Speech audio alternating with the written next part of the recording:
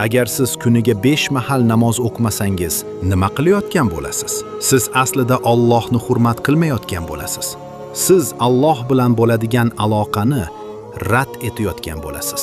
Agar hozir kimdir sizga qo'ng'iroq qilsa, masalan, onangiz yoki otangiz, va ular sizga 1 marta, 2 marta, 3 marta qo'ng'iroq qilishsa, siz esa har safar telefonga qarab, onangiz sizga qo'ng'iroq qilayotganini, otangiz sizga qo'ng'iroq qilayotganini ko'rib turib, baribir ataylab javob bermasangiz, bu sizni qanday inson qiladi?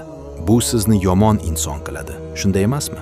Chunki ota-onangiz siz uchun qadrli insonlar. Siz ulardan juda qarzdorsiz. Endi osmonlar va yerning yaratuvchisini tasavvur qiling. Siz nafas olayotgan, har bir nafasni berayotgan zotni tasavvur qiling. Sizning ruxsatingizsiz urayotgan har bir yurak urishni tasavvur qiling. Alloh bularning barchasini tanangizda siz uchun